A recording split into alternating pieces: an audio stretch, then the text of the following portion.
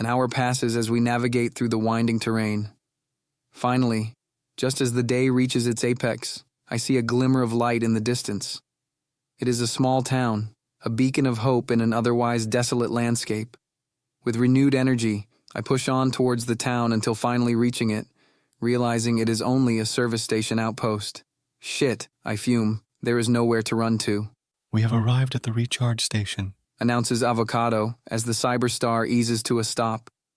As luck would have it, the charging station is closed, the sign at the glass sliding door trolling me. A sense of disappointment washes over me. The facility stood there, eerily deserted, its usual bustling atmosphere replaced by an eerie silence. The glass doors are locked, and the charging portals sit vacant, devoid of life.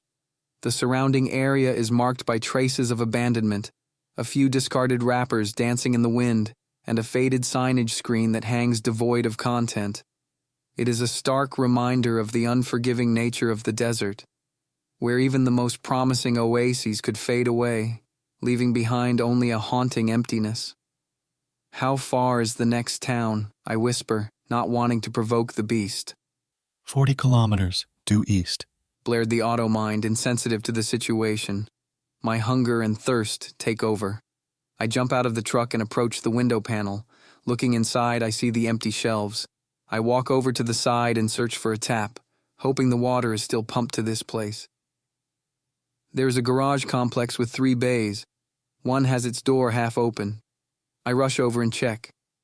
It looks like the roller door was forced open. I'm resistant to the idea of entering, not wanting to add burglary to my problems, but I'm facing an emergency, and my brain agrees the threat is existential. Inside the dimly lit garage workshop, I navigate through the clutter of tools and machinery. The hum of electrical equipment fills the air as I locate the lighting control panel, a series of switches on the weathered concrete wall. With a flick of a switch, the overhead lights buzz to life, casting a harsh, fluorescent glow over the space. The illumination reveals the workshop's disheveled state, with tools strewn haphazardly across workbenches and shelves. Ransacked. My boots echo on the concrete floor as I make my way to the bathroom, a small but welcome sanctuary within this rugged setting. Stepping inside, I am greeted by a cool, calming atmosphere that offers respite from the dry heat. The soft lighting and relative cleanliness envelop me, inviting me to take a moment for myself. I drink straight from the tap, the outside world fading away, replaced by a sense of tranquility. But the knowledge of the thing residing in the Cyberstar eventually returns to haunt me. I head back to the center bay and study the half-open roller door. The sun is about to set, and I feel my eyes droop and my head weighing on my neck. I have been in a state of fear for hours and am exhausted. Realizing that I can't bear another instant inside my truck, I conclude it is imperative to stop and rest overnight.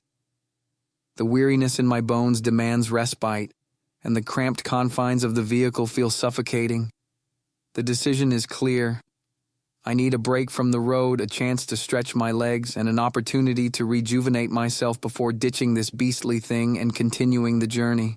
The bonus is now a distant, insignificant pipe dream. Contemplating my next move, I conclude calling the cops remains out of the question. What action remains is delivering the cargo. Failure would see my stats plummet and my job made redundant. Surreal? Yes. Yet it is as pragmatic as it can get. Getting another job without implants will prove difficult, if not futile. Losing this job is not an option. I manually close the roller door, forcing it down, and then sit on the garage creeper to rest, eventually closing my eyes, ready for a night's sleep. The sound of crickets fills the air as the darkness brings on the desert chill. I drift off into a deep slumber when, what seems like hours later, I am awoken by a loud noise outside. The grind of piston engine cars entering the outpost. I sit up and approach the metal door, listening to the sounds of a group of rowdy teenagers congregating outside.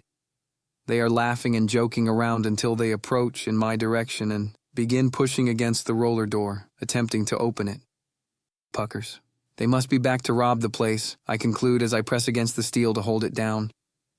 There is no way I am going to let these stupid people compromise me with the police once they inevitably get here. One of them starts banging on the metal, and the others slide their hands under and begin lifting. I have no idea what these puckers would do if they found me in here. Fucking puckers. From what I understand, these puckers are a subculture of cajeros who work manual jobs in the desert megafactories, often involving dirty or physically demanding tasks, and are known to engage in unauthorized or illegal activities, such as vandalizing property or just causing juvenile mischief. There is kind of nothing much to do out here, so destroying public furniture, harassing motorists, and lighting massive bonfires is what they do when they are not working their 12-hour shifts. I've heard reports they have recently killed a tourist. A trio had recently been charged with murder. Puckers are not organized in any way like a gang, they just hang out in social groups. Regardless, they are a threat.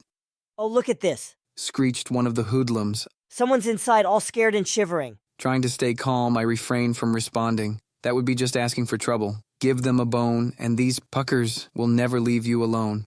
The rural youth gangs have a sense of perceived difference or rivalry between rural and urban lifestyles. City cajeros often have access to better, loftier opportunities, implants and modern amenities, and are envied by those cajeros living in rural areas, with limited access to satisfying jobs and critical resources. Then, as they continue their menacing game, it dawns on me that the other, more serious menace could awaken.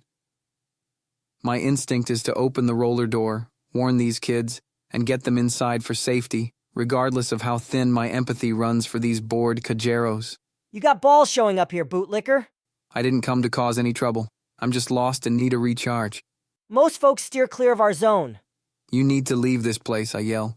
Get the hell away from here. Why? It's not safe, I reply, amidst the banging. Police? Worse than the police. What is worse than cops?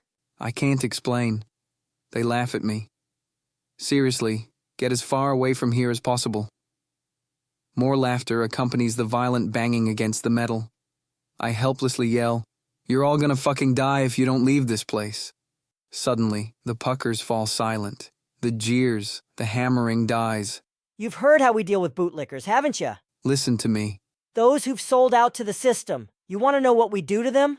Those traitors selling out humanity for a few shiny upgrades. There is something dangerous in the back of the Cyber Star. I'm sure you've heard rumors. Frustrated, a callousness suddenly manifests within me. Okay, dickheads, go check the Cyber Star. We strip them of their precious enhancements. Those fancy implants you're so proud of? We rip them out one by one. Show them what it's like to be free again. I don't have implants, asshole. I can't help it. My anger has somehow overridden my fear.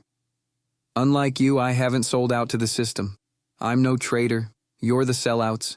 You. The puckers fall silent, when a distant rumbling and clanging echoes its way into the concrete space of the garage. Such emotions dash away in a millisecond. The youth's voices stop abruptly at the sound of metal crashing. I hear them scatter, their designer plimsolls clamoring against the concrete. Moments pass and I hear the unnatural growling and rumbling of some beast outside, out there with them. Something big and dangerous. The creature lets out a deafening vibration, like a synthesized roar. Human voices scream as footsteps clatter in all directions, their voices hollering in terror as they run away from the thing. I listen, terror-stricken, as the mystery animal gallops after them, roaring, jaws snapping, bones crunching. The cries for help and the shrieking punctuate the ambiance of the night, the crickets indifferent to the horrors unfolding. I fall to the cold ground and wait, motionless without moving a single muscle, and listen out, trying to ascertain where this carnage is taking place. The intervals between each scream grow longer, abruptly stopping at one last agonizing howl. I stand in silent darkness, knees wobbling, not breathing. I know that I have just witnessed something unnatural, something that would stay with me for years to come.